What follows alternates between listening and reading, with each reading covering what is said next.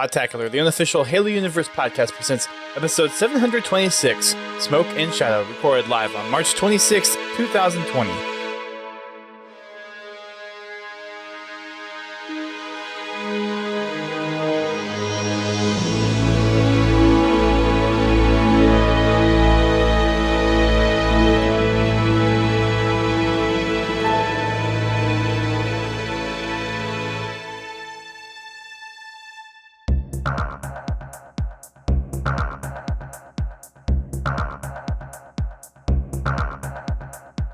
Hello everyone, welcome to Podtacular, the unofficial Halo Universe podcast. I am your host, Storm. And I'm your co-host, Godzilla T. And welcome back to a guest list podcast. Another one. It's been a while since we've done a couple of these. So we've got a little bit of an update, probably a little bit of a shorter show as well, as we go through one of the shorter Halo books and go through our latest poll. But let's go ahead and do our Podtacular community update. So, GT, starting off with you, how was our Fraggin' Friday? Our Fraggin' Friday went really well. We rezoned the Master Chief Collection. It was actually kind of a quiet night this time. I think everybody had kind of had their fill of video games with the country being home on quarantine. So much so that Xbox Live was having issues. Yes. Yeah, I got to play by myself. Yeah, for how long? I streamed for 2 hours. Or hour 45 minutes. It is right at 2 hours. Yeah. I can't remember. But yeah, it was lonely. I hopped in for the lonely. Close to the beginning, and then I'm like, we can't join. And I think King Louie was there and maybe a couple others, and we couldn't join you. So it's like, well, this sucks. Yeah, Xbox Live was having some major issues. So I just played me. It was me against everybody else. We'll see what happens tomorrow. I hope it works tomorrow. Tonight, being on the Master Chief Collection subject, I hopped in on PC side, and I don't know if I was getting people that were not playing legitimately, or I just had a really bad connection. I couldn't hit crap. And then I had enough of that, so I switched over to Xbox, and it got a lot better. I still was having troubles, but at least I was hitting the shots that I thought I should be hitting. Yeah, I don't know. People, they would sneak up on me, and I would never see them on the radar. It's like we were playing sword base, Reach. Yep. And I was in the big lift room. This guy comes up behind me and assassinates me, and there was never a red blip on my radar. That's a little suspicious, unless he was camping. No, I came up the lift before him, and I cleared the room. There was nobody in the room. I never heard the lift. I never saw a red dot. He just appeared out of nowhere. Because I was there for, a good minute and a half before I got assassinated. I don't know. I really don't know what was going on. That is really strange. But anyway, beside the point. Ugh. Okay. So yeah, I wasn't having fun on PC tonight. Anyway, sorry to hear that. But hopefully we have better luck tomorrow. Yes, hopefully Xbox Live is working. The last 2 weekends it hasn't been.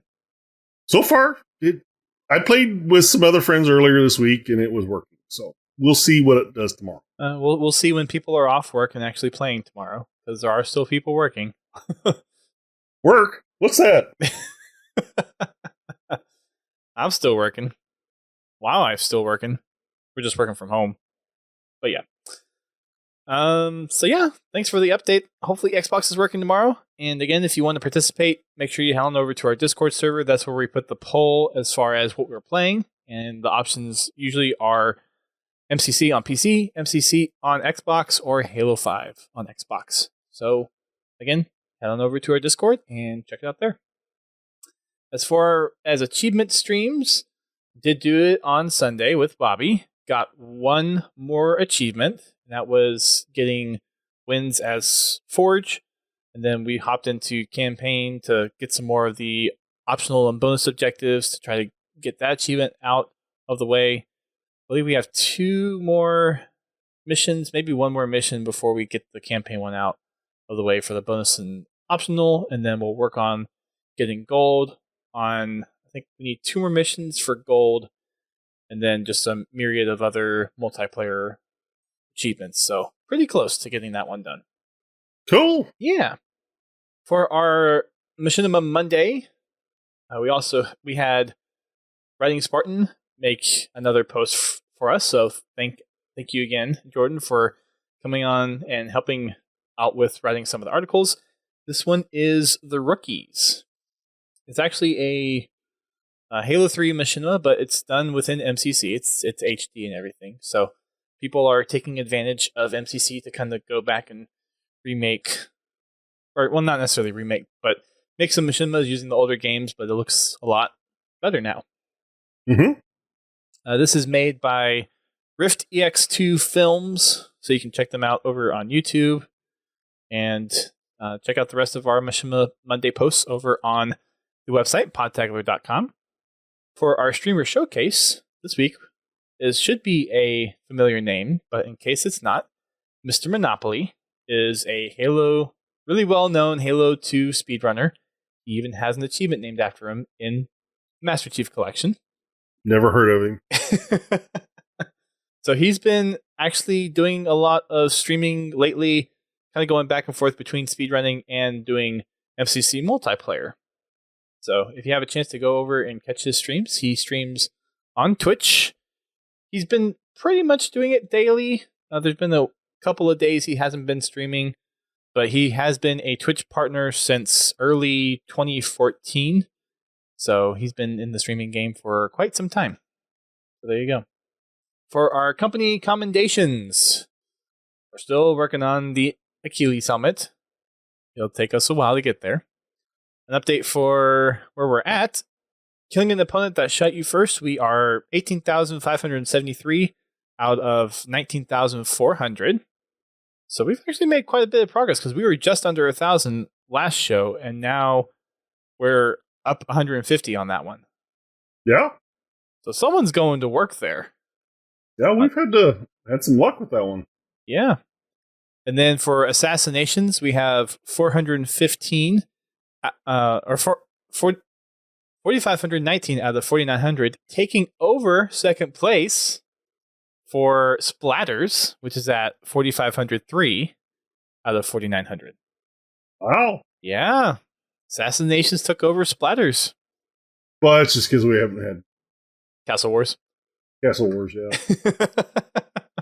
What a twist. So those are our company commendations. If you want to help us out with our company commendations, you can head on over to podtacular.com/company.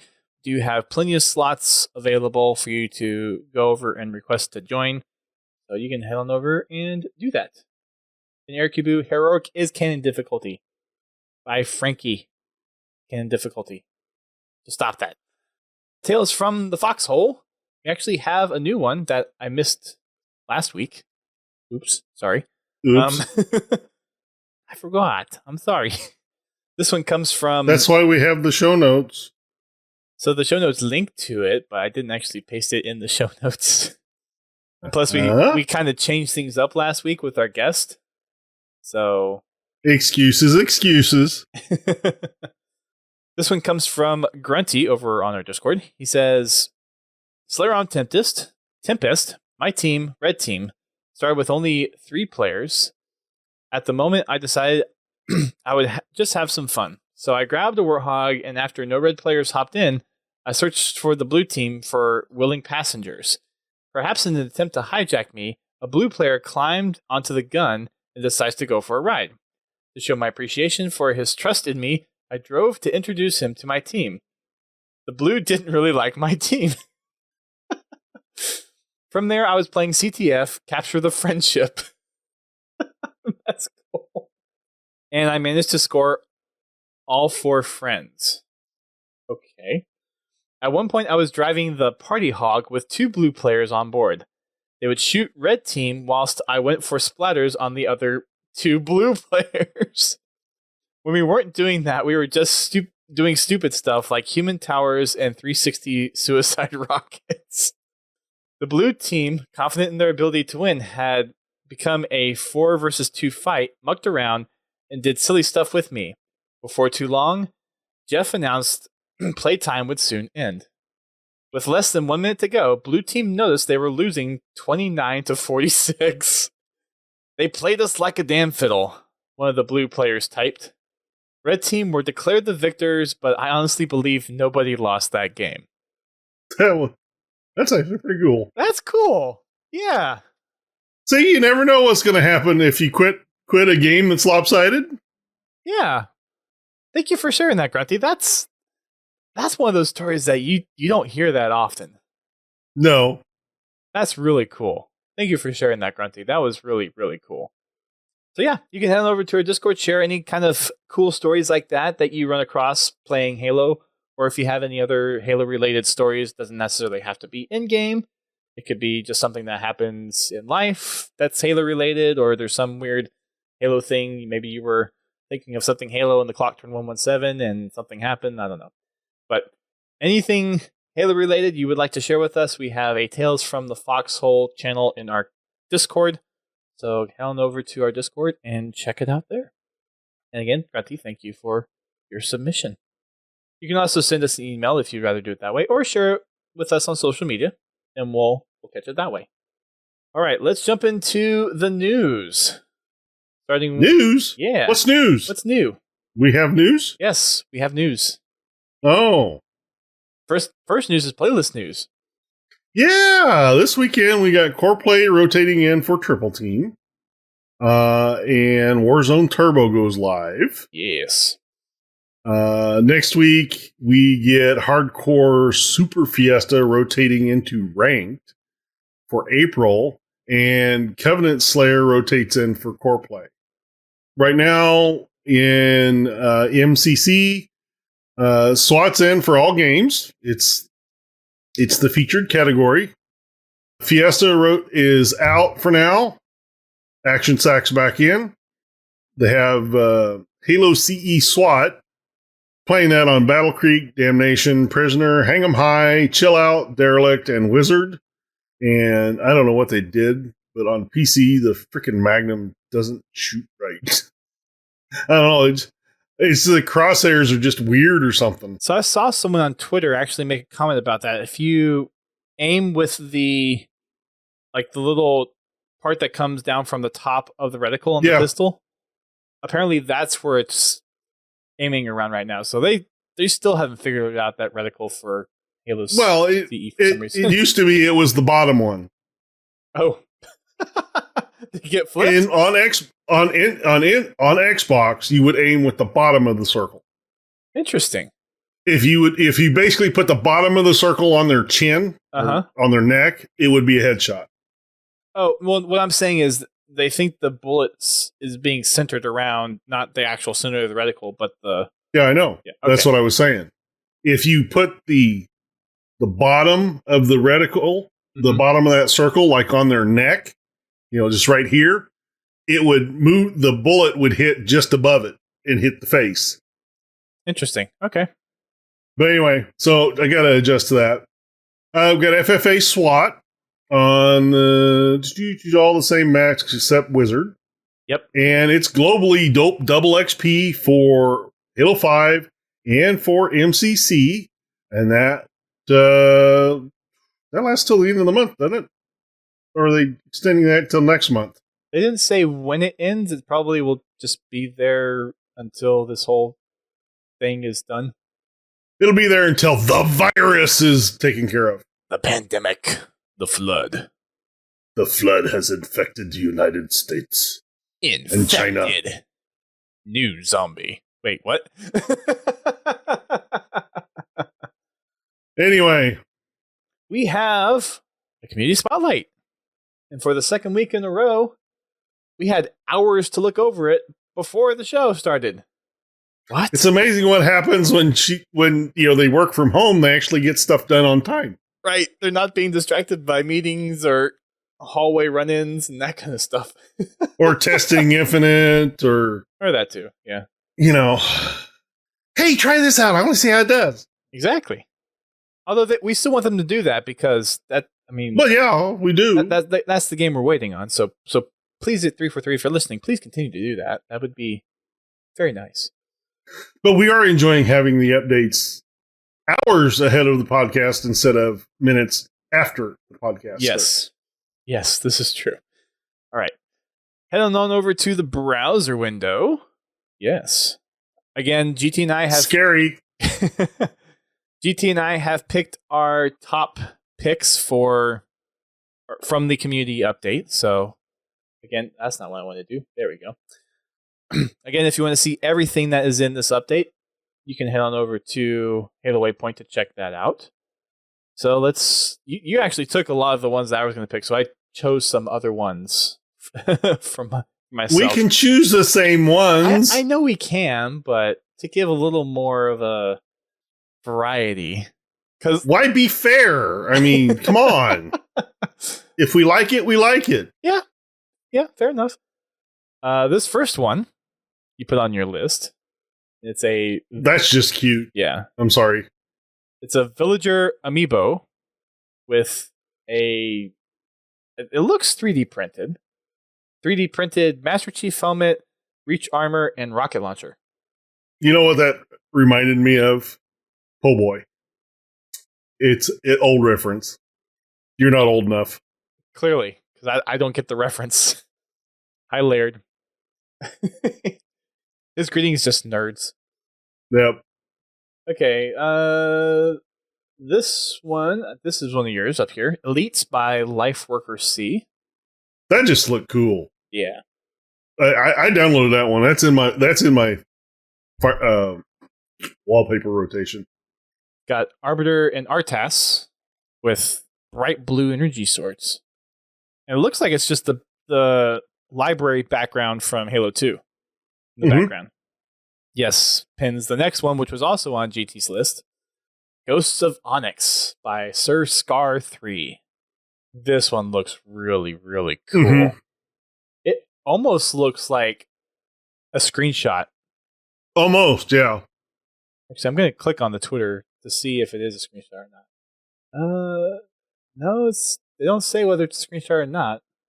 It looks like it could be. Yeah, it's not a screenshot because, for one, you can't kneel. You can. You can't kneel, you squat. Oh, that's right. You don't kneel in Halo 5. That's right. You could in MCC. And Halo CE and Halo 2, but yeah. That's right. You're right. And since this popped up, actually, you remember this drink water tweet that came out? So that's there. If people are wondering. So, yeah. Can I... Oh. Okay, there we go. That works. So yeah, Ghost of Onyx. That was a really, really cool one. I really like that one too. Next one on our favorites. This one I chose, Knife and Sword by Spartan CA. This one, I believe, it almost looks like a cosplay, but it is a render. Pretty sure. I'm going to check on this one too. I kind of figured it was a render with screenshot. No, it's a screenshot. Wow. Oh, really? It is a screenshot. They must have done that with How'd they get the background? Well, they probably... I don't know. Wow. Interesting. That's impressive that's just a screenshot. Yeah. That is. Yeah. We're finding this stuff out at the same time you guys watching are. So, yeah, that's a good one. Yeah, no, we don't check on this stuff ahead of time. Why would we do that? We at least pick some stuff ahead of time, so we're halfway there. This next one, Unicy Basecamp by No Media Player. I almost put this one in the honorable mentions because we see No Media Player posting some really good stuff from time to time. But this is so good. It kind of gives me some of those Reach Star Wars vibes. Yeah. So, yeah. Next one, I almost chose this one. Actually, I put it in the honorable mentions, Halo Codex. It has the Master Chief with the shotgun and the Elite going like, rah! Yep. And it's Halo Cross Doom, which Yeah, totally makes sense. Next one is another one that's on your list, and it is Could We Make Any More Noise by Ethereal, which unfortunately can't get the whole thing quite on the screen share on the live stream, but you can get most of it there. Just, think Halo 3's stepping out of the drop pod. There was a concept art that was very similar to this. And I think this is probably that's what inspired this. Oh, was it Halo 2 pins? Yes, Halo 2, sorry. Yeah, it would have been Halo 2. You're right. Next one we have, this was honorable mention. This is by Cole_Protocol, who works on Sins of the Prophets. So this is I don't know what the classes of UNSC. I should learn the classes of the UNSC ships. I really should. But this is the UNSC Triskelion, and it's one of the ships in Sins of the Prophets.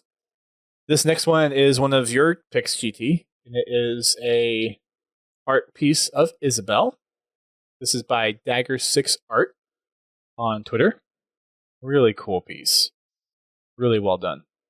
Next one is by Bailey JX3, and this is Operation Ocean Breaker. Has a lot of different vibes in here. Kind of has the environment feel of ODST with the engineers and the Spirit Dropship and the courtyard stuff, but it has Spartans in it. It has an EOD Spartan, a Mark V Spartan, and whatever the Neil with the big visor Spartan is. Forgetting what that armor set is. Artemis class ship. Thank you, Pins. Thank you for being our soundboard on that stuff. Next one, I chose this one, A Little Bit of Beautiful by Synthetic Gaudy 1. And just kind of springtime Halo. It's having, I'm going to guess that's maybe Cherry Blossom. I'm not sure, but probably Cherry Blossom, watercolor or oil type piece of artwork. Has a very spring feel to it, which is kind of nice that we're actually getting into spring, but we haven't really been able to go anywhere, so... Well, you can at least go outside and enjoy it. Yep. And I think there's only maybe one or two other things. I think did I miss this? No, this one's a tweet. Okay. There is a video that I put on my list. I almost chose this one. The Master Chief Mark VI. That's a pretty cool one, too. So there was this Halo CE CTF Blood Gulch Pro Strats video. It's like less than a minute long, but it's basically someone on Red Team playing on Blood Gulch, went in, grabbed the blue flag, got in the Warthog, and it looked like it was on a modded Blood Gulch map because there's a lot more vehicles on there than normal. And he was driving away in the Warthog, and he got about halfway across the map, and it was on where you could actually drive a vehicle while you were holding the flag. So he died. The flag started bouncing, and it bounced almost all the way back to red base to the point where the person that died was able to jump off of the base, grab the flag, and score it. So yeah. Hey, Tepek! We're from... Wow. It's early or late for you. Thanks for dropping into Twitch, man. Hey, what's up? So yeah, take a look at that video if you get a chance. And then the last thing that I think I had on here for mine was that it? No, okay, that was it for mine. There was one more honorable mention, which was from Tom Jurassic, since he posts a lot of stuff. This is a tweet that he put out. It is a render of the D77-TC Pelican dropship. So there you go. Those are our picks from the community spotlight. Again, if you would like to see all the things that were curated by Snickerdoodle over on the full post, then you can head on over to Halo Waypoint and check that out. Or the short link that they have for it too, if you want to do it that way, is aka.ms/caps CS3-26TW. All those letters are in caps. And it is case sensitive, I believe, for that stuff. Yeah, check it out.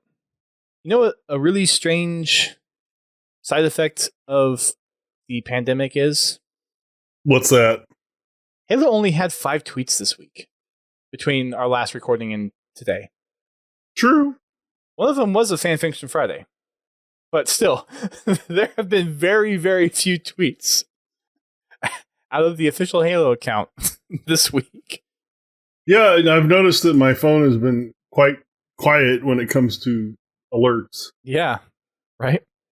So our Fanfiction Friday, the UNSC Pillar of Autumn is a Halcyon-class light cruiser which was assigned to lead Operation Red Flag under the control of Captain Jacob Keyes.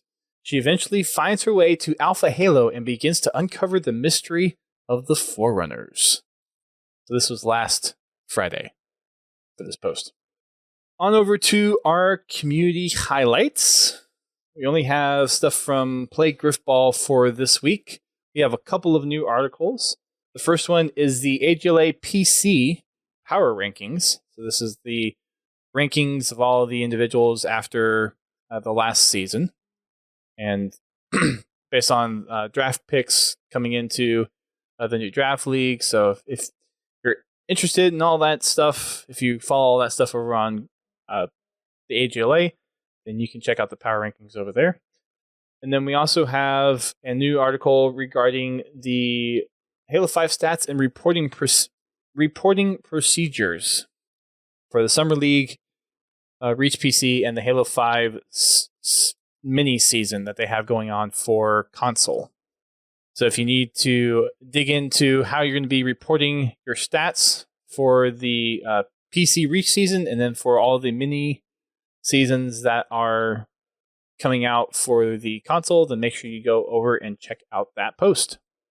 On the community content side of things, we have some new podcast episodes to listen to. For HCS Pro Talk, we have episode 119. Did somebody say Halo tournaments? Which there have been a lot of online tournaments actually popping up lately, so they have been all on top of trying to go over those tournaments, who is participating in them, who's putting them on, what dates they are. There are actually some that are starting to overlap each other. Yeah. So if you're interested to hear all the different opportunities that are available, HCS Pro Talk is actually pretty on top of it. Noobcombo.com is another place I highly recommend. They take great care and detail into all the tournaments that are going on, both community hosted and official. So definitely check out that as a good resource as well. On the Podcast Evolved front, we have Mission Debrief episode 90. And this is for the mission Shield World in Halo Wars. We also have episode 205 of the Podcast Evolved podcast. And this is talking about Halo Infinite and what there might be as far as AI. The title is just Infinite-AI. So I'm guessing I haven't had a chance to listen to it yet, so I'm guessing they're talking about AI possibly in Infinite. We'll see. I'm a couple episodes behind on that one, but yeah, you can check it out. Finish the Fight has another bonus episode. I didn't know they were actually working on... Oh, no, maybe I did. But their latest bonus episode is Dr. Halsey's Journal. So, Pins... If you need your fix, go listen to them. Exactly. Yes, thank you. You took the words right out of my mouth. Halo Outreach Podcast has episode 33, and both of the hosts actually posted on their YouTube channels with different titles, which is very interesting. One of them said, in-depth developer discussion on Mythic Arena with Blaze. And then the other one posted it as Halo MCC PC News and Halo 2 Anniversary still on track. We're not necessarily not going to do it, Pins. It's just that if you need your fix, go there for the time being, and we'll get to it eventually. We're going to get to it. Just give us some time, okay? We got to get Dust caught up at least. Good topic for discussing tonight, actually, though. We've got lots of YouTube videos. Starting off with Hidden Xperia, the creepy lore behind all the Halo Combat Evolved maps. This was an interesting video to watch, because he takes the descriptions of the maps and kind of extrapolates what more of the story could be. It's a very interesting video to watch, if you have a chance to go watch it. Halo Canon has 2 new videos out, making up for some lost time, I see. The first one is a terminal locations and lore guide for Halo CE Anniversary, since it just recently came to PC. Which, didn't he do one of these before? I feel like he has. Maybe this is a revisit. Probably, but he probably went through and just updated it for the higher resolution. Yeah. And then he also has a skull location guide for Halo CE Anniversary as well. From Installation 00, we have 3 new videos. First one is the 6th installment of Project John 117, which I still haven't watched any of those yet, which I need to. Perfect downtime for that once I take advantage of it. And then the 19th installment of The Armory. And this one is the Spike Rifle, or the Spiker. And then there is a little preview of the Trillcast interview that Installation 01 did over on that podcast. So yeah. From Ubernick, has Halo MCC PC been a success so far? It's a highly objective topic at the moment. Well, it all depends on what you determine as a success. Are people playing it? Yes. The amount of people that people were expecting depends on what you were expecting. Mm-hmm. Spiteful has another customs video, which I believe we've played this custom before. Laser Dodgeball on Reach MCC. Yeah, I think it's been a while though. Yeah, just a couple of months, I think, right? Laser Dodgeball? Yeah. No, that's not in my library. Maybe it was someone else's library, then we had them. I remember playing it. Maybe it was like after you left and I had party and I gave it to somebody. I thought you were there. Oh, wait a minute. Yeah. Yeah, I have that one. Okay. Or I had that one. I may not have it anymore. So, yep, there's Laser Dodgeball from Spiteful. Ultimate Halo has a new one. Why strong launch content is crucial for Halo Infinite's success.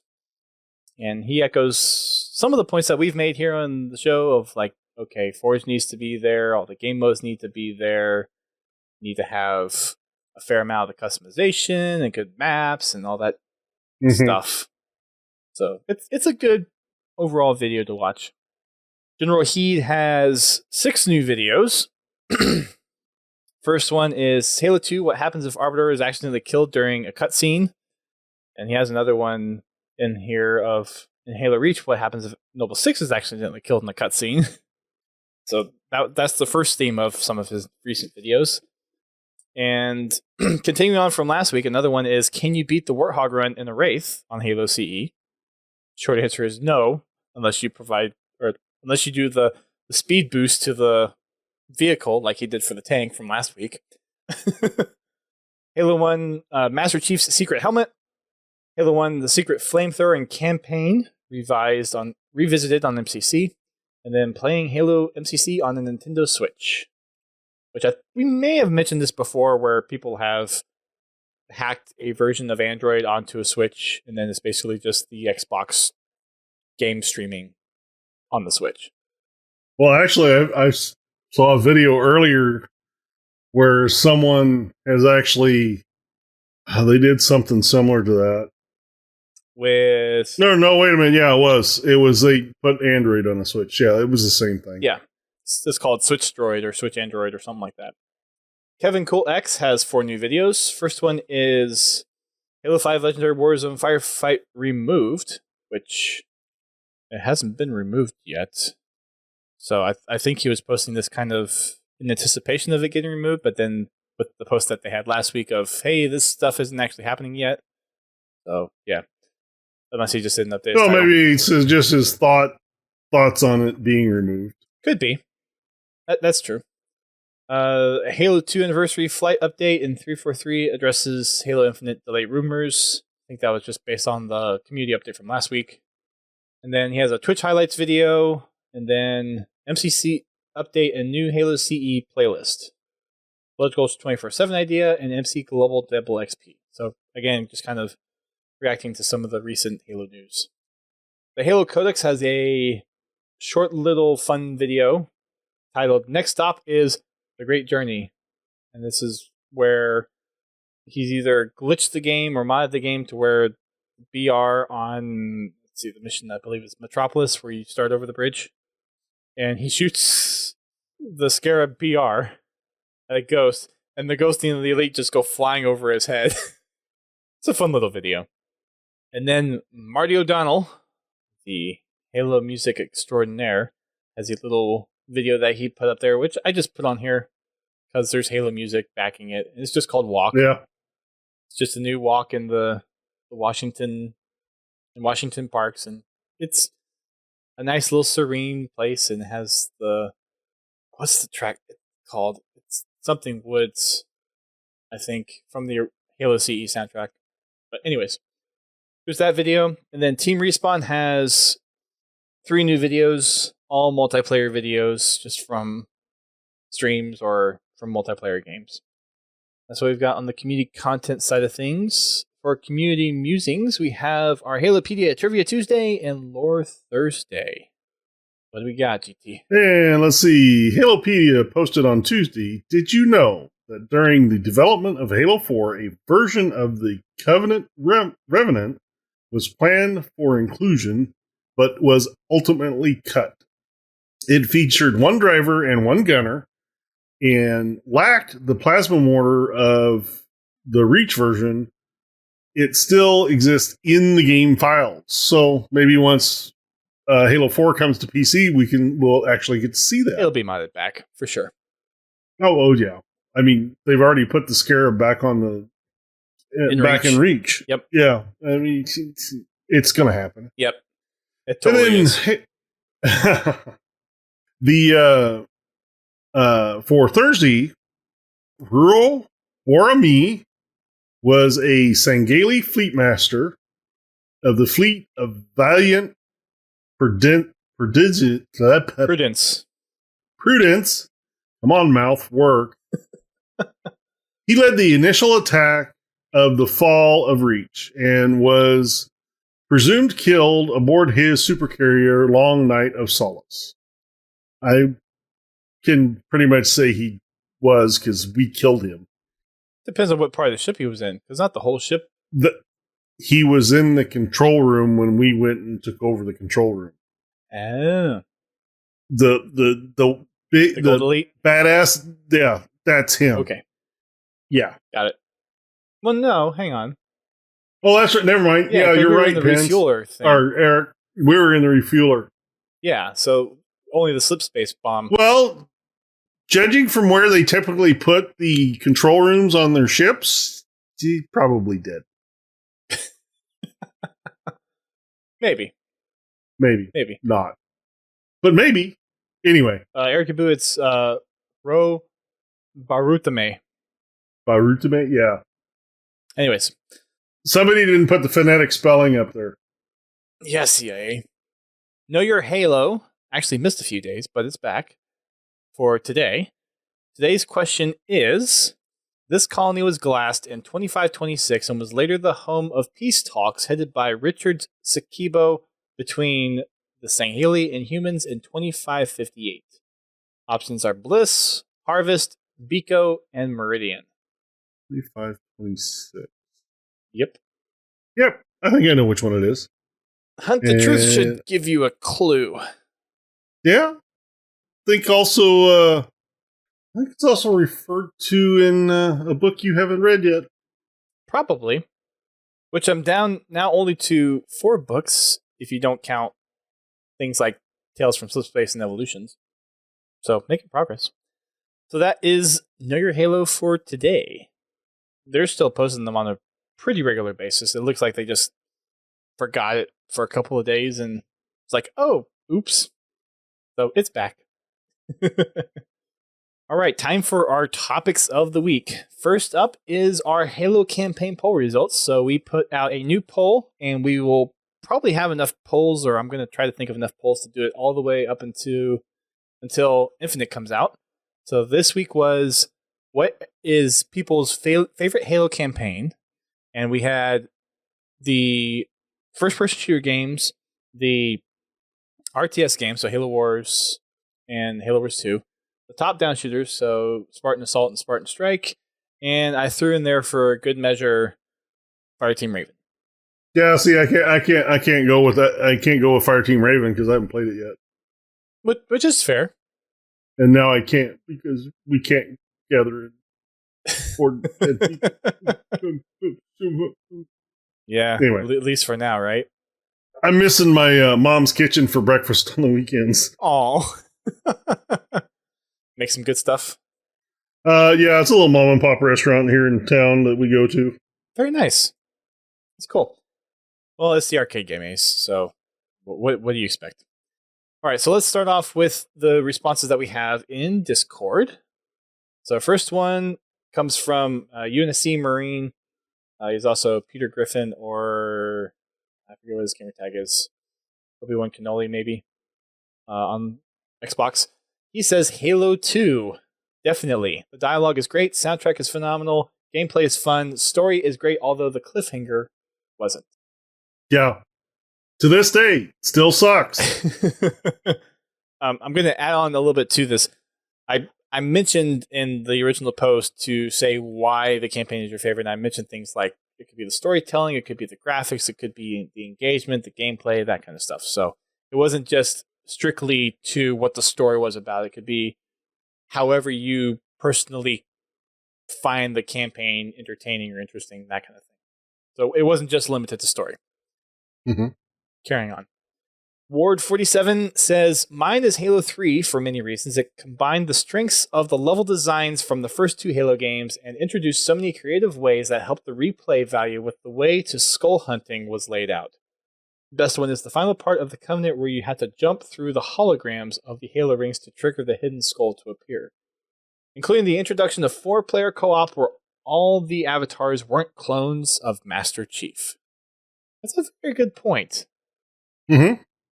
Given what we know about Infinite, I'm not sure if that's an option, but it would be interesting to see campaign characters, and I mean, they did in Halo 5 as well, but having campaign characters that are individual people that do have some kind of lore connection. That would be nice. Okay. Next one is from Tepek, which I don't know if he's still in here. He was in the Twitch stream a few minutes ago. So if you're still here, shout out to you. Over from Halo Creation, which is a French Halo community. He says Halo 2 as well, because the Arbiter arc and the depth it brought to the narrative, plus the tricks, exploring everything, and all, so much replay value. Yep. Fuchs says Halo 3 ODST. While short with a relatively thin story, it manages to use archetypes and style to give it a unique feel. The campaign sequences serves as a better Best of Halo sampler pack than Reach pulled off with more people and time. Yeah, I like it. Ace, who's also in the Twitch chat, he says Halo 3 ODST as well. And he says, and Fireteam Raven. Gratuitous Brick. That's a very interesting handle. Gratuitous Brick. He says, tough choice, but I think I have to put Halo Reach because of how much I got out of it personally. It had some unique qualities that really appealed to me specifically, and I had literally been asking for a space level since Halo 2. I think a lot of people were asking for it back then. Yeah. They're still asking for it. I mean, it looks like with Infinite we might get it. We might have opportunity for it. Fingers crossed. Fingers crossed. I'm still hoping for my Holy Grail and underwater level. Technically, parts of Halo 2 were underwater. Yeah, but there was no combat. No. And don't you remember? Spartans can't swim. Yeah. They go in the water, they die. Right. There might be. Well, yeah, and there's. They can fall from orbit, but sure as hell they can't walk through a puddle. Well, and maybe there's boats now because of the mega blocks or the mega constructs. Could be. There could be aquatic combat. Might not be underwater, but you could be on water. Maybe. Meet you halfway kind of thing. Anyways. I love the armor customization showing up in cutscenes. Just a magnificent little thing. And I have so many great memories of doing weekly Lazo challenges with my friends. really built up a strong tie to that campaign. Honorable mention to ODST for being very unique with great memories, and Halo 3 for how epic it felt playing it, and of course that legendary hog run that will always have a special place in my heart. Yeah, there's water in orbit, Ace. It's called comets. It's just frozen. It's just frozen. It's just frozen. Just not liquid. Exactly. Writing Spartan says Halo 4 in terms of actual story, Halo CE in terms of world building and level design. Halo 2 is probably my favorite sequel, though. Grunty says Halo 3. You finish the fight, and Halo 3 ODST is a very close second. And then Pins Halo, he says Fireteam Raven for him, followed by Spartan Assault. Okay. I was not expecting that combo, but okay. Spartan Assault actually has a decent story. It does. I mean, it's not my top one, but I mean, it was an enjoyable story. Oh, okay. So, yeah. No, huh? You said GK, which was Fireteam Raven, and GH, which was Spartan Assault. So that's technically supposed to be Halo 4 and ODST. Oh, so he meant to put. He meant GD and GG. Okay. Uh-huh. Okay. I was like, really, Pins? Okay. So, scratch that. So, he looked at the letters for the next row and not the... Okay. So, he meant to say, as his primary, being Halo 4, followed by Halo 3 ODST. Okay. Moving on. I know it wasn't perfect, but I loved Halo 4's story.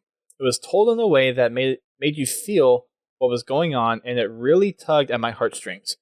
I really hope that we see more of that character development from Chief in Infinite. Mm-hmm. Very good. Before we go over to the Twitter responses, GT, what's your favorite? Well, believe it or not, my favorite is still Halo CE. And it's just, of all the stories that have been told, it's the one that always sticks with me. It's because, this is where we got introduced to the whole genre of this game, the whole universe, I should say this whole universe. And it's just, I like that story the best. I'm not saying that any of the rest of them are bad stories. Halo 5. But that's the one that means the most to me. And so far on the list, it's gone pretty much the way I thought it would. Yeah. Yeah, there's strong contenders for 2, 3, and ODST so far. Yeah. I think those are kind of the top picks, with a couple other things sprinkled in. All right, so let's head on over to Twitter. We got quite a few responses over there, so thanks everyone who responded. The responses on Facebook this week. So Twitter's making up for it, so thank you for the Twitter posts. Starting off with B-Train. For him, it's Halo 1 and not even close. The flood twist stunned me as a kid, and I was terrified to play these levels at night at that point in time. Hey, dude, I was 30 years old, and I was scared to play them. That's coming from a grown man. Like I said, when I started playing Halo, I was in my 30s. And the first time I had a flood pop out around the corner, I just about wet myself. I was not expecting that. No. Okay. Interesting. Of course, it come out around the corner and smacked me in the face. And of course, yeah. Yeah. Yep. Next one here is from Haas. Good old Haas. He says Halo CE. He's right there with you. First time, there was nothing like it. Its twists and turns and the introduction to the Flood. It was the only Halo campaign I played straight through in one day. Not that the others weren't good. CE just had magic to it. Yep. Rage More Nerd. He says, gotta be Halo CE for him as well. He has a special place in his heart for ODST, though, with the soundtrack and the ambiance. Yeah. Halo 2 and ODST rank right up there with it, too. Yeah, for sure. Late Night Gaming, or Late Night Halo. he says it was a hard one for him to choose. And he didn't actually choose one. He said Halo CE for its combat, Halo 3 for its visual presentation and soundtrack, and then Halo 2 for its story. Making some tough calls if I can't get people to choose one. Duquesne said it's ODST for him, primarily because of Buck. It's a good reason. Yep. Biowolf. Haven't seen a Biowolf appearance in a while. Who is this Biowolf you speak of? He's the one that usually, if you have problems with your internet, he used to be the one that would actually be the cause of that. Oh, that's who that was. Now it's just it's been so long. It's been so long that I wasn't even sure he still existed. He said ODST 100%. Playing as Chief is great, but we were brought down to a level that we could relate to in the future. The story was compelling, and the music to this day gives me goosebumps. It's a refreshing experience that I think the series needed and did very well. Also, Buck. Like I said, nothing more needs to be said. Pretty much, yeah. Misa Red says Halo 4 and Halo 5 are her top 2 favorites. Primarily for campaign, graphics, storytelling, variety, and engagement. The way it just sucks 5 hours out of you and you don't even know it. Halo 2 is right up there for her as well. Halo Wars 2. Sorry, Halo Wars 2. Yes, thank you. Next one comes from Oi, Ouiey, with underscores on either side for his Twitter handle. Anyways, he says, CE is probably my favorite, that or 2. Primarily because of the weapons are great, and the art is the pinnacle of the franchise for him. Okay, I'm going to go into the speed running round. Next one from Draft Dude 17. He says CE for him. Jason underscore X117 says ODST for him. Probably because of the Alpha 9 characters and all that sweet jazz. Halo 2 Vista counts as Halo 2, Ace. Yeah, but it's Vista. Still Halo 2. No, Halo 2 Vista. it's Halo 2 Vista. That you didn't have the Halo 2 Vista Ghost in Halo 2. Huh? You didn't have the floaty ghost in the console version of Halo 2. Yeah, you did. Ghost of Lockout. No. Yes. Ghost of Lockout was on Xbox. The ghost that you drive. Oh, I see. Okay. Vehicle physics? Sorry. Okay. Gotcha. Yes, I know about the ghost on Lockout. All right. Next one comes from Dan Owns. Halo 3 ODST for him. Cold Dryer, or Cold D117, he says Halo 4 for him. Followed closely second by ODST. At BB Bauer B, for him, ODST and 4 are tied. For UG Bums Janus, or Janu, what the heck? He says, tough one for him. I suppose the one thing that's coming to mind really is Reach. Just knowing what comes at the end and how it actually all plays out, well, just so well done for me. Let's see. Next one, Sci-Fi Guy 117. Halo 4, hands down, is the best written of all the games. It finally makes Chief a character in the games with depth, development, and growth. Cortana's story is also amazing. Her design with her impending death is heartbreaking. And the way she and Chief deal with it is just amazing. The didact and the story of the Foreigners is also spectacular, and I love how it tied back to the Foreigner saga.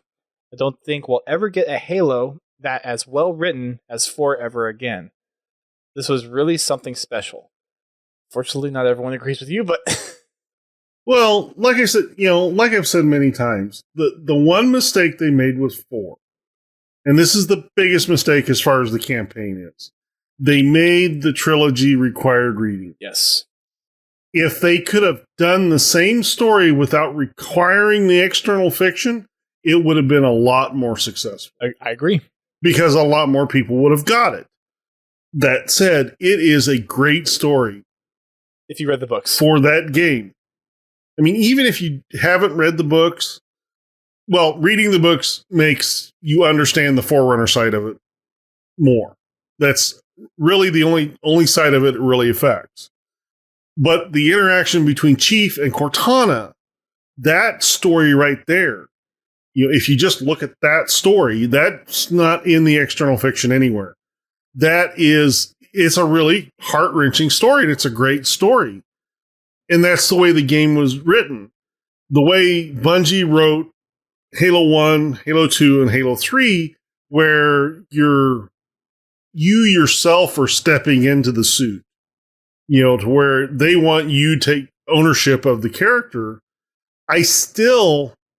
There was still just a little bit of Chief's personality in there. Yeah, he didn't have a lot of lines, but when he did speak, it gave you clues as to his frame of mind. And we were starting to see that personality even more in Halo 3, especially when he rescues Cortana. When he breaks her out of High Charity. I honestly never thought to think about it, but you're totally right. I mean, as the original trilogy came on, we got to see a little bit more of Chief's character. And Halo 4 was just the next step after that. But yeah, I totally agree with him. But yeah. We've had that discussion many times. Yep. Continuing the speed run. Next one is from James Sackerson 2, or James Ackerson 2. He says, between Halo 3 ODST and 5 for him. Oh, for atmosphere, visuals, and gameplay, Halo 2 and Halo 4 have best stories. Halo Wars games are the most complete packages. Sith Venator, Halo 4 with Halo 2 as a close second. Big Dog Mills, ODST for story and multiple perspective, Halo 4 for visuals, Halo 2 Epic Quest feel, and Halo CE for the OG Warthog run.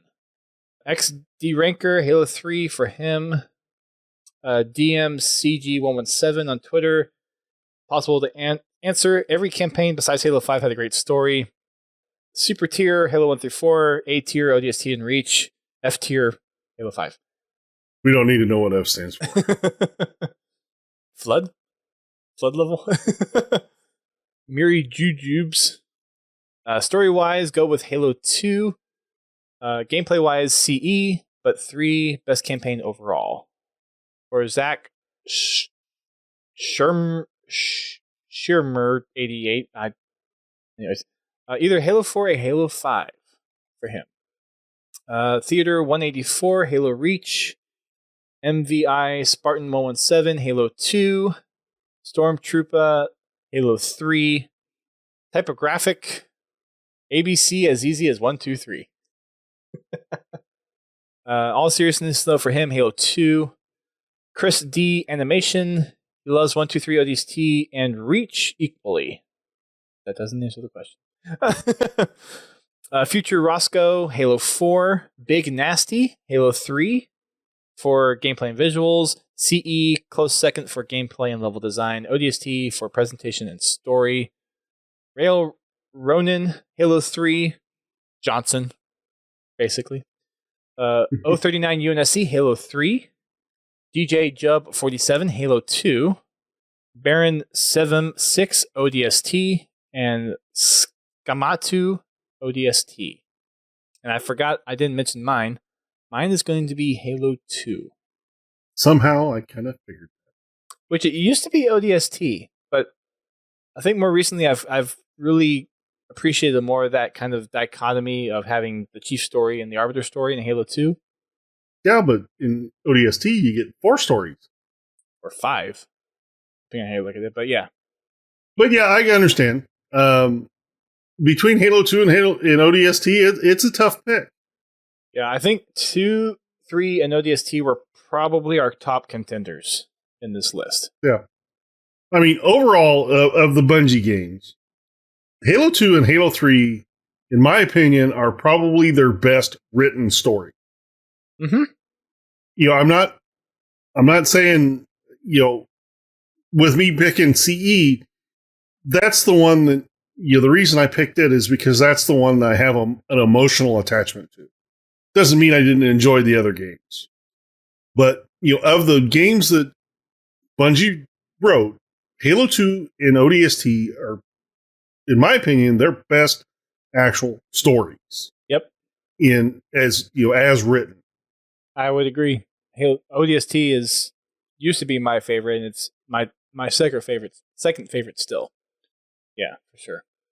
I'm surprised there weren't more Halo Wars picks. I know there were a couple, but I'm surprised there weren't more. Well, with Halo Wars and Halo Wars 2, they were kind of marketed to a different demographic or different demographic of people. People that weren't probably really into Halo for the story. They were in it for the gameplay. It's like me, I don't play RTSs except for Halo Wars. Same. And, a lot of RTS players don't really play first-person shooters. Yeah, there's not a lot of crossover there. Good point. So that was our poll for this week. Next week, I'm debating on whether we're going to do soundtracks or FPS multiplayer. Because obviously multiplayer for Halo Wars and the first-person shooter genres are nothing like each other, so we'll stick with the multiplayer. So it'll be one of those two for next week, and obviously check out social media for the poll.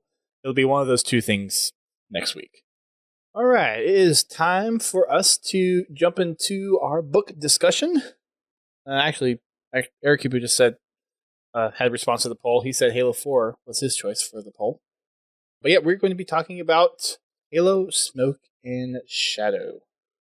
This is one of the shorter books that Halo has put out. It's not short quite like the one that Joe Staten did. Shadow of Intent? Yeah, that one. I think it's a little bit longer than that. Maybe, or maybe not. I don't know. It's one of the shorter books. It only took me about 4 hours to read. And it's broken up into 4 parts and written by Kelly Gay. This will go into Halo Renegades, which will be our next book review. I'm not sure if we'll do that next week or maybe in a couple of weeks. We'll figure that out here after we talk about the book a little bit. Again, like we said for a previous podcast, if you want to hear a podcast where they talk about all the details and cover all the things in the book, definitely recommend checking out other podcasts like Halo Completionist or Podcast Evolve. They do a lot more of the in-depth stuff. We're just going to kind of hit the bullet points, talk about the things that really caught our attention, that kind of stuff. So GT, where do you want to start with this one? Honestly, with this book, it's really amazed me the angle they picked for this particular book. This is truly the everyman's look at the Halo universe. I mean, this entire book is told from a civilian's perspective, which this civilian happens to be a salvager. Her name is Rion Forge. Which, to give you a hint, we'll just get that out of the way right now. I will say, before we move on much further, I'm really impressed. Again, I'm impressed by how they tied in so many different parts of the established universe up to this point together. Mm-hmm. Yes, they tied in a lot. They really did. I was like, whoa. This book has a lot of little cookies for the lore nuts. There are references throughout the entire universe with different characters. Mm-hmm. And how it moves back and forth between where you think it's going to go and where it actually goes. Yeah. I really enjoyed this story. I did too. This rates right up there with some of my favorite stories. And it doesn't tell any story about Spartan anywhere or ODSTs or nothing. This is a story of a civilian and her crew. Yep. And the other cool thing too, and it's just a testament to how good it was. Once I was done with this book, I went straight into reading Retribution. Mm-hmm. It was that good. I'm like, I need to figure out what the next part of this book is or this story. Yeah, it's a lot of fun. It's a really fun read, and in Tales from Slip's Place, they wetted our whistles with the first chapter, or Part 1. Part 1 of the book, which basically follows Rion from a familiar world, Venezia. First tie-in right there. So we don't learn what her last name is until they reach the we don't blue, right? We don't figure that out until it's right about there. Somewhere around but anyway, there. We also get introduced to a character that we know about, Nor. She's the head of the auction house that the salvagers bring their goods to. We've seen her in a previous trilogy. Well, she made an appearance, but she didn't really have a big part. But her husband did. Mm-hmm. And he wound up dead for it. Paste. He kind of got stuck on a ship that went boom. A Covenant ship that went boom. With a crazy engineer. Yeah. But like I said, there's lots of story tie-ins throughout the entire book. I highly recommend you read it so you can find them all. But the way this works, Nor gives the salvagers information, and it's up to them to follow up on it and see if they can find the salvage. Well, Nor gives Rion a tip that somebody else has salvage. And this is where we start kind of getting a little backstory of Rion about how she's all work, no play type person. And we get introduced to two of the characters, Lessa and Kip. Mm-hmm. Or siblings. No. Oh, is it Nico and Lessa? Nico and Lessa are siblings. Kip is their engineer, which he has a special place in everybody's heart after reading this book. But needless to say, Les is really excited that Rion's needs to talk to somebody about some information. So, no. And I love this line. I love this line. And she goes, and that's Rion speak for, how did she put that? I know what line you're talking about. Grab your, or next thing we'll be doing is hauling ass across the Via Casalina. So it's the way it's delivered. It's really neat. And the characters, they play off of each other very well. It's a lot of fun just listening to their interactions.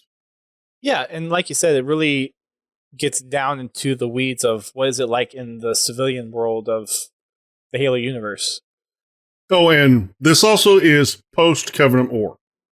Just so everybody knows what time frame. Post-Covenant War, post-Kilo 5 trilogy, pre-Halo 5. Correct. This is January 2557, so this is actually just before Halo 4 takes place. Mm-hmm. Yeah. Lots of interesting tie-ins. Mm-hmm.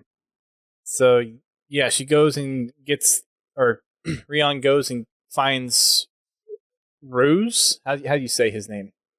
Rouse. And yeah, I think that's how you. Okay. I'm assuming the audiobook you're listening to have probably the closest official pronunciation of those names. Yeah. Sort of. Well, a lot of times it will vary between who actually read the book.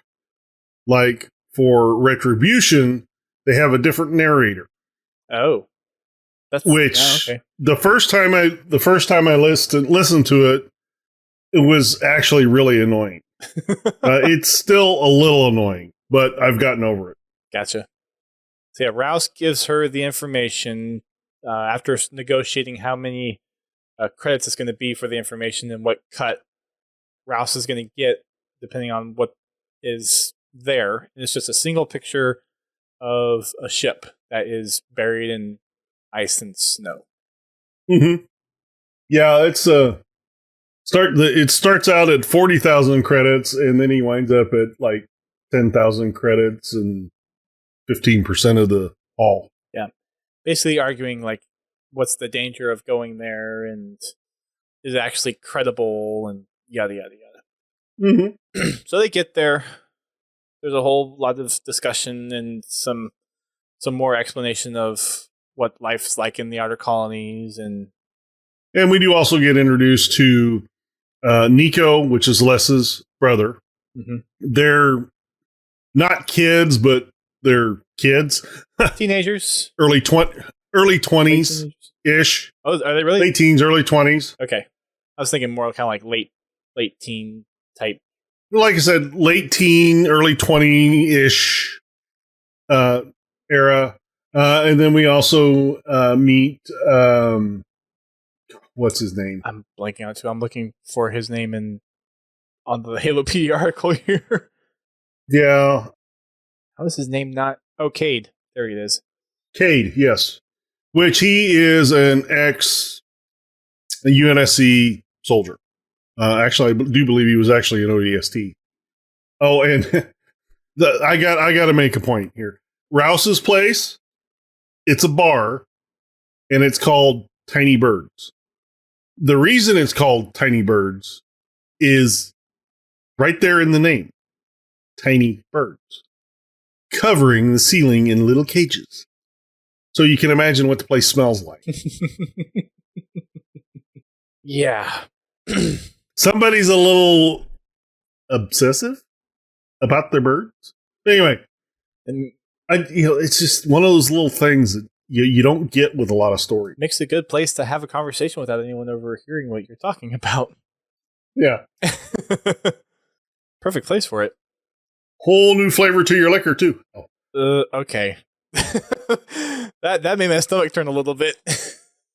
Anyways, they get to this find, and it's frigid outside, so they put on their cold gear, and they go in, and was it Kip who notices that it's the UNSC Roman blue, so they're trying to figure out. Well, actually, Rion identifies it when they're inside. I believe is when they actually see the name. Okay. Kip is their resident ship nut. He's really, he's the guy that builds the model ships. He really likes, he's the modern or the 26th century version of a gearhead. Yep. What he is. For starships. And he recognizes the Roman blue right off the bat. And it is a Halcyon-class cruiser, just like the Pillar of Autumn. Yep. And they notice that a sizable chunk of the ship is missing because it's been burned in half by Covenant weapons. Yep. And has hit the ground very hard. But they go inside. Rion and Kip head for the bridge. And, the rest of them spread out to, look for other salvage, light weapons, medical supplies, anything that they can easily salvage. The one thing with Nora's clearinghouse, she does not deal in heavy weapons. No ships, no weapons of mass destruction, nothing. Mm-hmm. It's light arms, materials, things like that. Things that could easily kind of go under the radar of higher powers that be. Mm-hmm. So I think they decided to ransack all the medical supplies and some of the smaller ordnance, but leave the heavy ordnance untouched. And they would report it back to UNSC under the UNSC salvage directive. Mm-hmm. Well, while Kip and Rion are checking out the bridge, she goes into the captain's, I don't know, what do you call it, ready room or office or whatever you want to call it. Well, I don't know if it was the captain's quarters, but it was more like an office space, it sounded like to me. But I don't know. There's usually that little room off the side of the bridge that the captain can go to plan and things like that. According to the Wikipedia article, it's his quarters. It could be.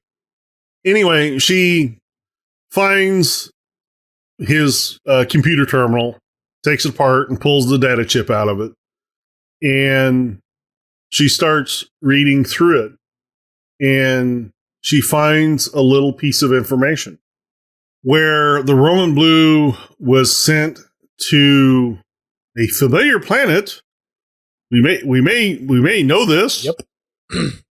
Arcadia, to pick up a buoy left by the Spirit of Fire. Or no, sorry. Yeah, that's right. The Roman Blue.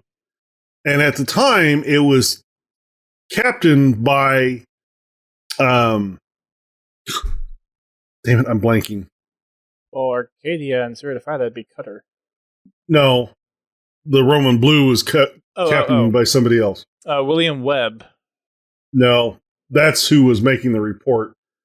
The person that was supposed to pick up the buoy.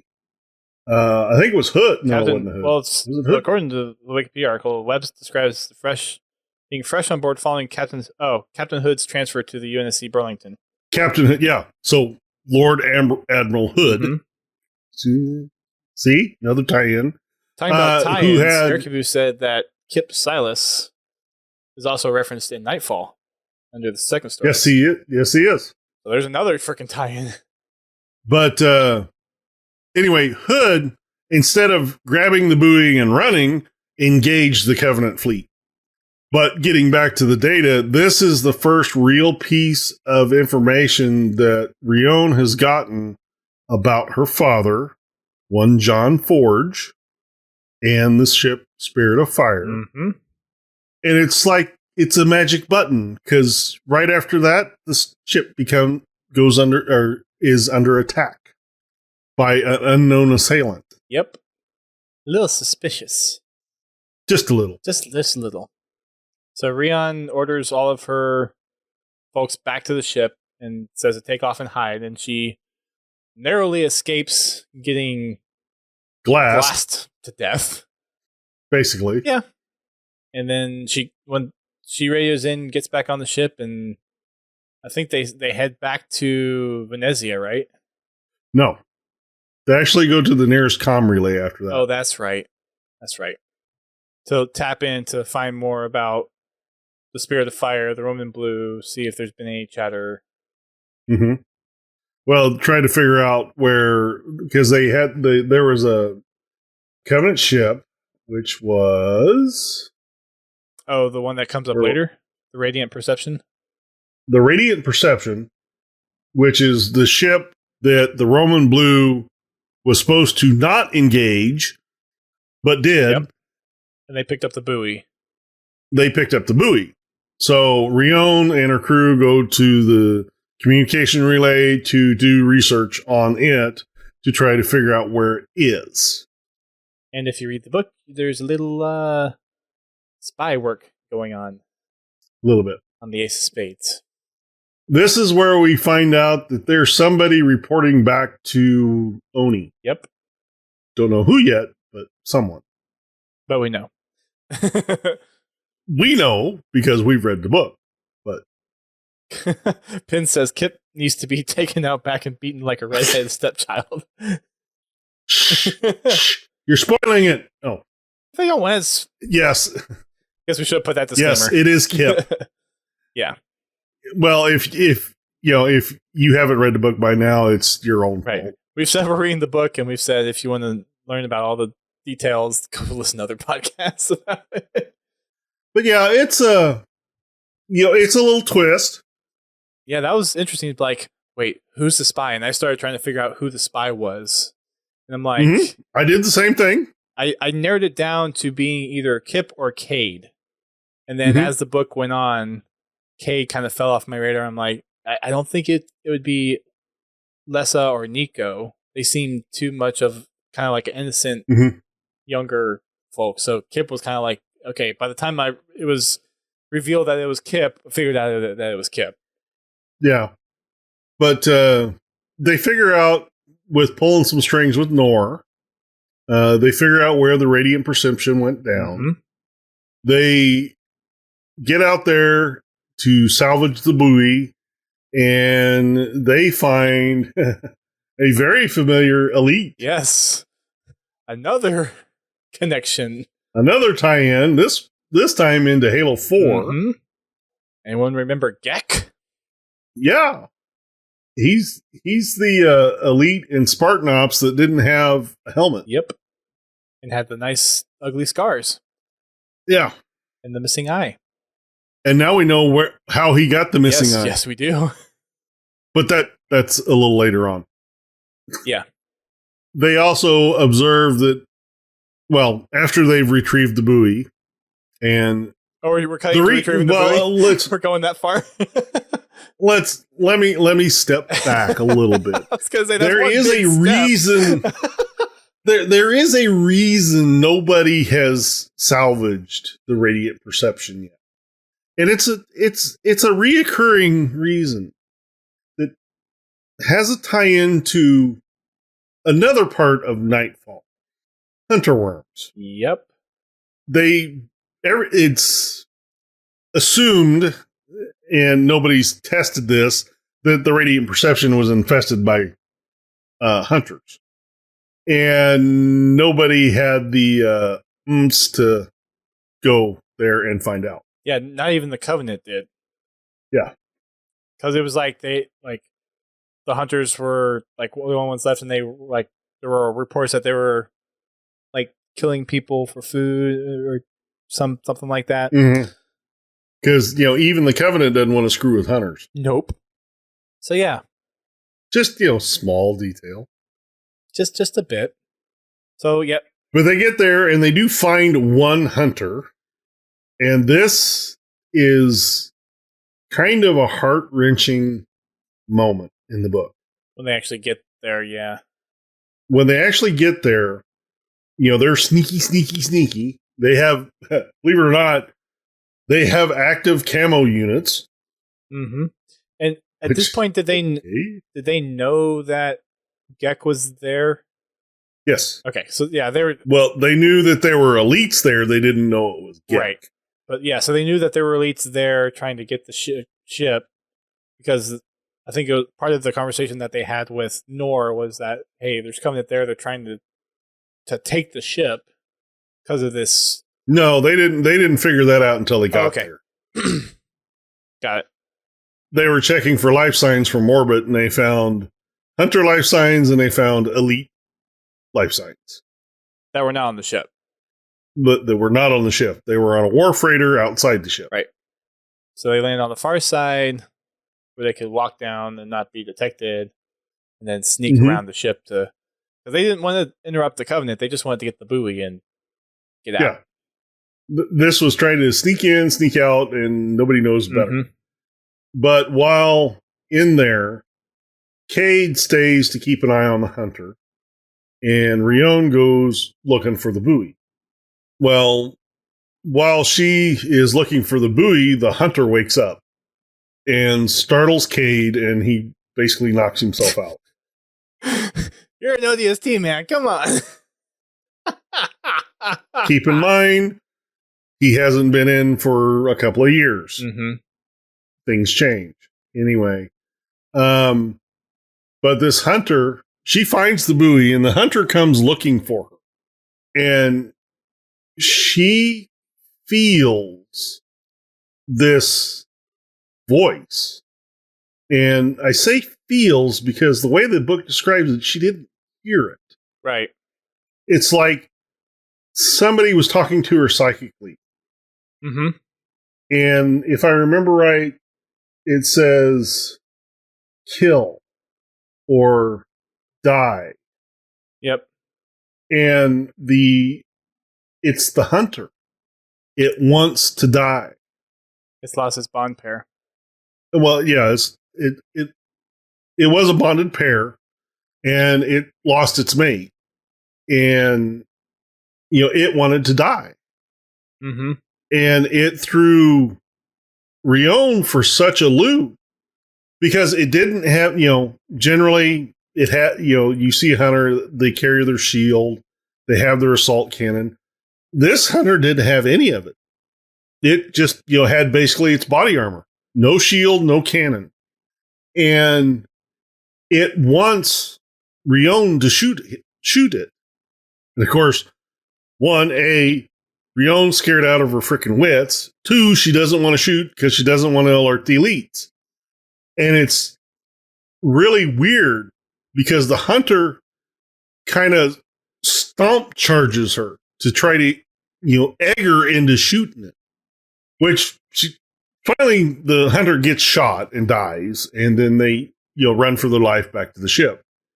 Well, while they're still on the ground, because they're kind of hiding out, waiting for the elites to kind of quit looking for them so that they can leave, they notice that the elites are chasing something. And they figure out that it's one of the other salvagers. Yep, Ram Shalva. Ram Shalva. And they quickly get together and, they fly out there and they rescue him. And then they just bolt for the stars. Yep.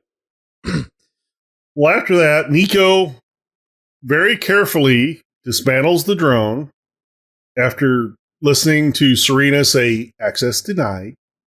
Access denied. At first he thought it was kind of sexy. Until it was like 6 hours later. Yeah. Access denied. Yep. But dang, he persisted and he finally got the buoy. Yeah, he finally got the information out of the buoy, which led them to the coordinates for the shield world that the Spirit of Fire flew to and Halo Wars, where they took Anders. Well, I should say took them to the debris field that was the shield world. Right. Because as you remember in Halo Wars, it kind of blew up. Yeah, it kind of went. It went boom boom. It went really big boom.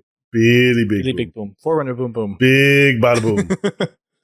They get there and they get into the debris field, and of course they're looking for the next clue. Right. To trying to they're chasing the Spirit of Fire. They're not chasing salvage. They're chasing the Spirit of Fire. And when was the point where Ram told Rion that they were tagged? Or when did they find out they were tagged? They already knew they were tagged. They'd already found one. They knew they were tagged when the Roman blue got obliterated. And Nico spent a couple of days searching the ship for the tag. Well, no, like the Covenant tag. Not the Oni tag. They never did find the Oni tag until after the book's over. They found one Covenant tag.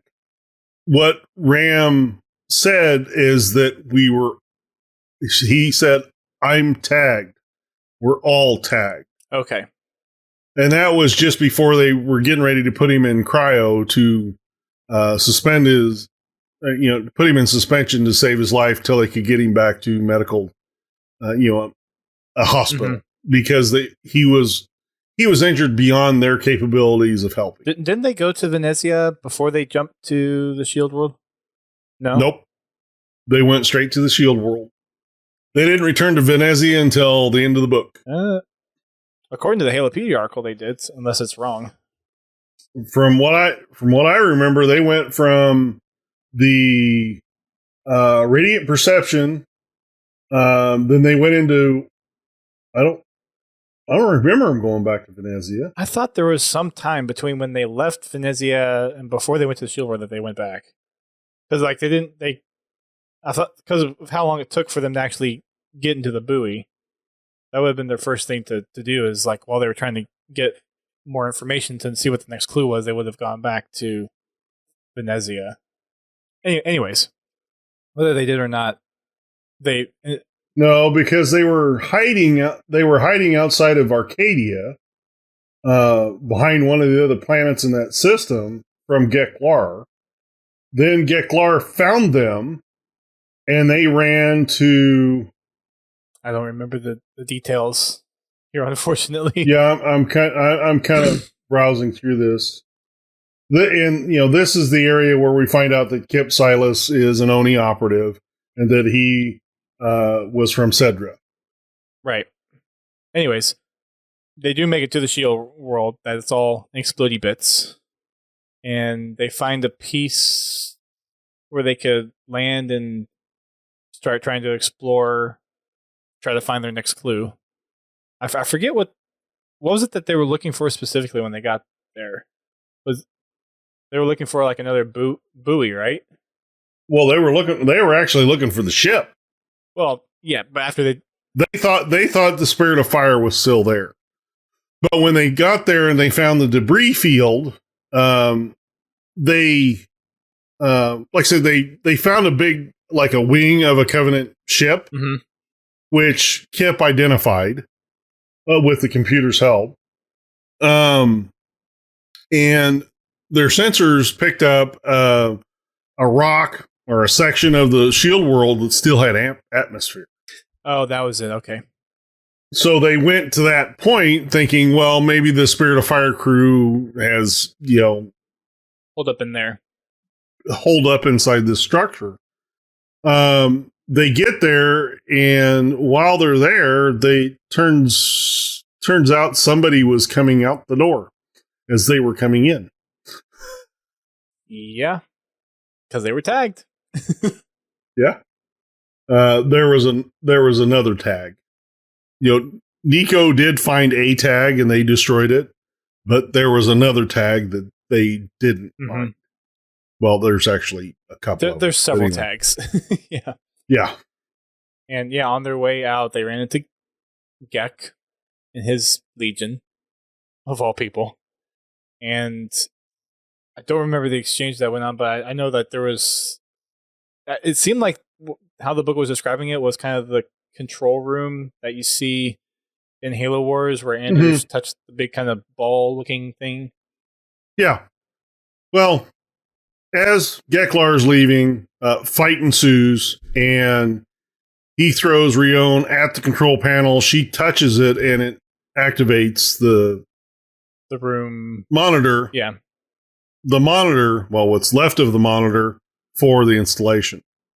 Because the reason I say what's left is because as the Shield War is being destroyed, it was basically copying itself from one piece to another, trying to save itself. And of course, once you copy it so many times, it starts to degrade. Was it copying or it sounded like it was trying to basically jump from place to place? Well, it was. That's how it was was how it was jumping. It was copying itself from one place to another. And not all, every time it copied itself, it lost another piece of itself.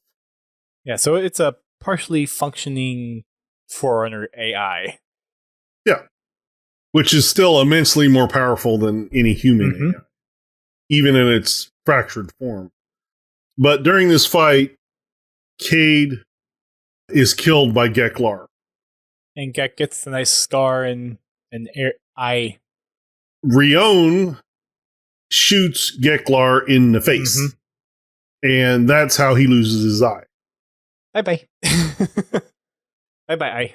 And the one thing with with Cade and Rion's relationship, of the people on the ship, Cade and her have the longest relationship.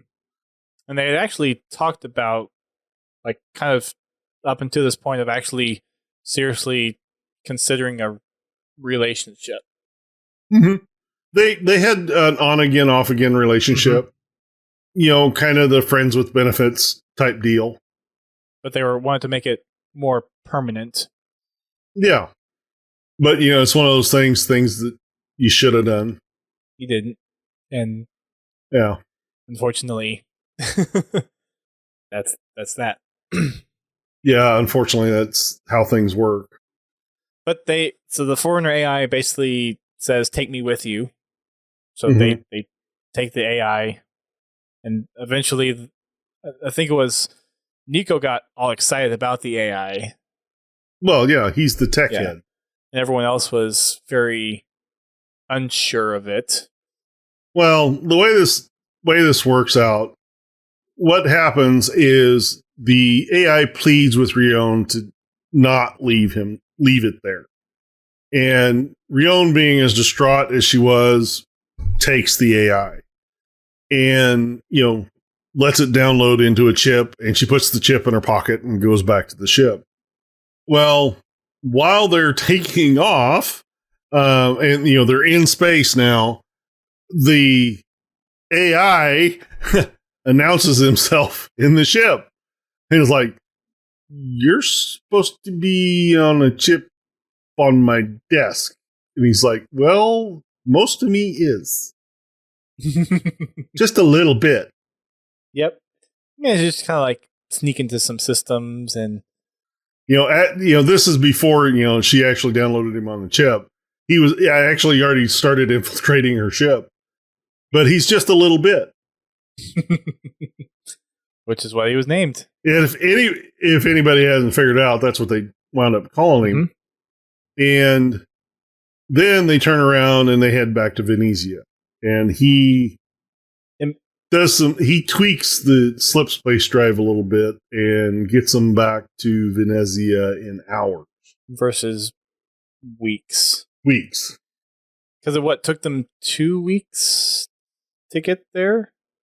Hours, if I remember right. No, like when they went to the Shield World the first time, it was like 14 or 16 days or something like that. So yeah, back in hours, which I think, didn't it basically shoot the slip space drive to not work anymore? Oh yeah, he cooked the slip space drive. And I sorry if I'm getting into the next book, but didn't the AI figure out Kip was the spy? Or was that in the next book? The AI figured out that you don't find this out until the next book. I'm jumping ahead a little bit. Till the beginning of the next book. But since you brought it up, the AI on the way back does find all the tags and finds the Oni tag. And promptly tries to disable all of them. And, well, he basically does. A little bit helps Nico find the tags and destroy them. And in the process of doing that, they figure out that that Kip is the one that placed one of the tags. And of course, Kip calls for extraction and all that stuff and goes back to Oni. But that's more into the next book. Got it. Finishing up the book, it's basically Rion dealing with the loss, with the whole crew dealing with the loss of Cade.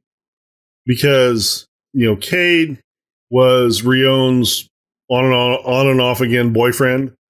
But with Nico and Lessa, he was kind of like their father. Well, and the book also describes a little bit more of the relationship that she had with her father, and how she didn't really want to lose anybody. So losing Cade just utterly wrecked her emotionally. Exactly. I mean, she lost her father when she was 6. Right. When she turned, was it 14? No, 16. Was it 16 or 17? I think it was 17. She was actually headed down to the recruitment office to enlist when she ducked into a bar of all places because she was having second thoughts. And she ran into some other salvagers.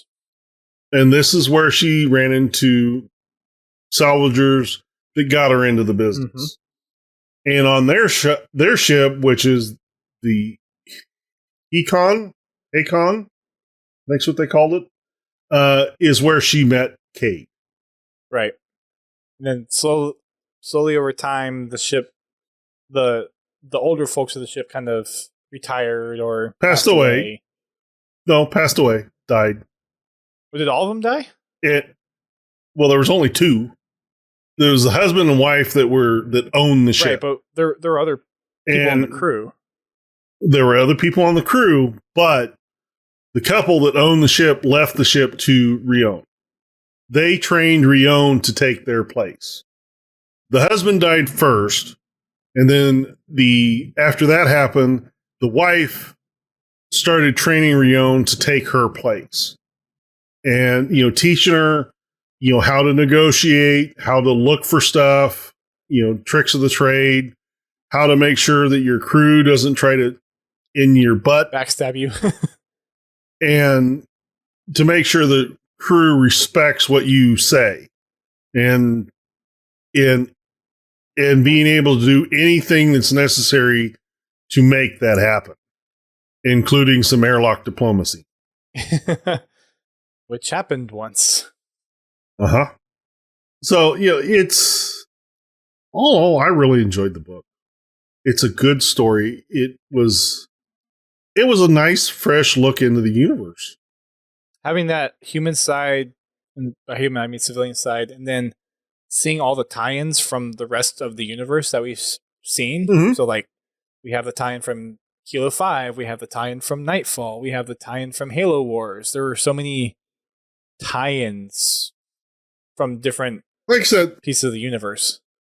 Yeah, we've only mentioned a few of them. There's several cookies in there for the lore nuts. And the way they do it, it doesn't detract from the story. It doesn't make the person that's reading it that has never read any other novel say, well, what the hell is this referring to? Right. It's really well done. Uh-huh.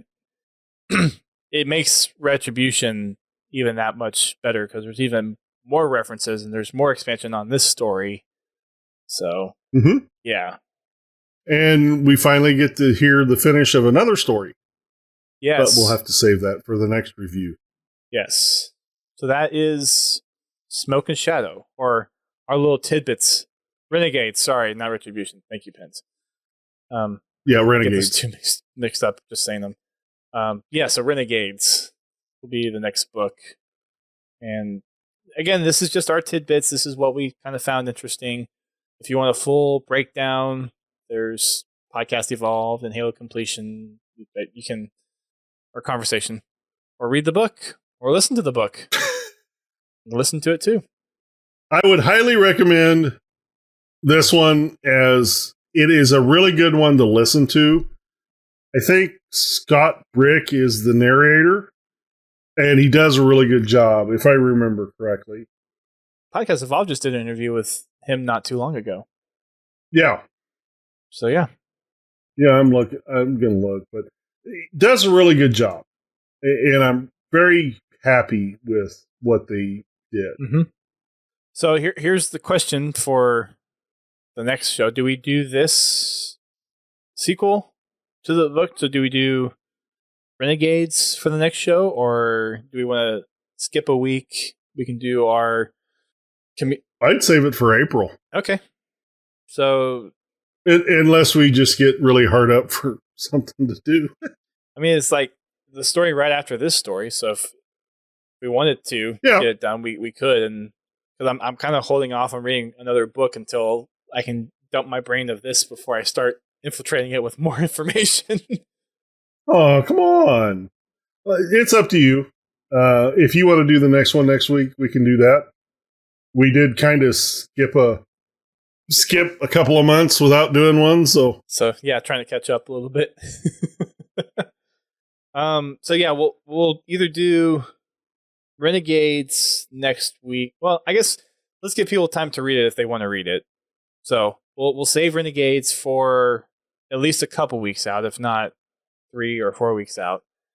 And then next week we'll do our community projects update podcast. Then hopefully the week after that we'll start having some more guests on the show. There are some in the queue. It's just getting this scheduled, or getting them on the schedule to be a part of it. I will say that Renegades book cover is one of my favorite of all the book covers. And I now know why. All right.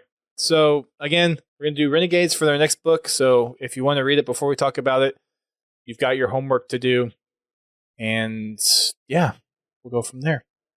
Wrapping up the show, we've got our social media. So if you want to follow us on Twitter, Facebook, and Instagram, you can do that. We also have our streaming platforms. We stream on Twitch, Mixer, and YouTube. Our live streams are Thursdays at 8:30 p.m., which is when we do our podcast. Fridays at 8:30 p.m., where we do our Fraggin' Friday, hosted by Godzilla T. And we've got our Sunday streams, which is where I do my achievement hunting, and that's at 10 p.m. Eastern Time.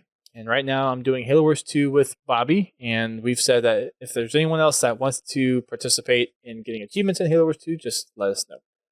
You You can also interact with us in our Discord. Again, that's where you can go and vote for what we're going to be playing on Fragging Friday. We also have our Spartan Company and our Xbox Club that you can find as well. We also have several places you can listen to the podcasts. We are on iTunes, Spotify, Google, TuneIn, and most other podcast services that you can find us. There's a place where you can't find us that you would like us to be. Just let us know where that is, and we will try to get on that podcasting service. And then you can support the community. We do have a Patreon that we launched just a couple weeks ago, and finances are probably tight for a lot of people right now. So if you want to hold off on supporting us through Patreon, that totally makes sense. There's been quite a few other Patreons that have suspended their subscriptions for the month of April. We're still pretty new, and since we just launched, I figured if people want to wait to contribute, they will do that. So we do. Yes, most definitely. Take care of yourself first. Yes. If you have the extra, feel free to donate it. But yes, take care of yourself. Yes. You're no good to us if you're not there. Exactly. But shout outs to Clifford Wilson and LeBurkas for being Patreon supporters. Thank you for your contributions to the show. You can also support us through Amazon. So if you go to podtacular.com/Amazon, we get a little cut of any purchases that you make, as long as you click through that link before you check out. It's another little way to help out the show. You can also donate to us directly if you would rather do that. We have a little PayPal donation thing set up. So if you want to do that, podtacular.com/donate. And then check out the Halo Hub for all of your community content sharing and community content consummation needs. That is going to be it for this episode. Anything else before we wrap it up for the night, GT? Sure. Shameless plug. Just want to let you know, with the current environment that we are in, I have resumed streaming on my personal channel. You can find me on Mixer at Godzilla Todd. I am streaming Tuesday through Friday from 3 p.m. Central Time to 5 p.m. Central Time. I'll be doing a mix of things. Right now I'm doing Destiny, MCC, and Halo. Tomorrow night I'll be doing Halo 5. And I look to be actually doing something a little off the beaten path. It's not gaming related. I'm actually looking at seeing if I could take you all into my garage to watch me work on stuff, if you are so inclined mechanically. I've got a couple of projects that I will be working on, and I figured, what the heck, I'll go ahead and throw it up on Mixer and see if anybody wants to watch. Just trying to help out with the quarantine people. Give you something else to watch. I know there's a lot of YouTubers out there and a lot of people out there on Mixer and Twitch. I appreciate anybody that tunes by or stops by. Like I said, I do it for fun. I'm just there to try to entertain you. I'm not trying to make a living at it or anything. So I hope you have fun working from home, Dust. But you can, like I said, you can find me at Godzilla Todd on Mixer, and you can, if you want, you can follow me on Twitter at Godzilla Todd as well, to get to see when I go live. Very nice. And I look forward to seeing you guys out on my streams. And be sure to tune in tomorrow night for Fraggin' Fridays. We'll be right here on Twitch, Mixer, and YouTube. Party starts at 8:30 p.m. Eastern Time. We will have the poll up on our Discord, so if you are going to join in, please feel free to vote and let us know what you want to play. Indeed. All right, everybody. Thanks again for listening. We will see you all hopefully tomorrow, if not next week, for another episode. Until then, keep on fragging them trucks.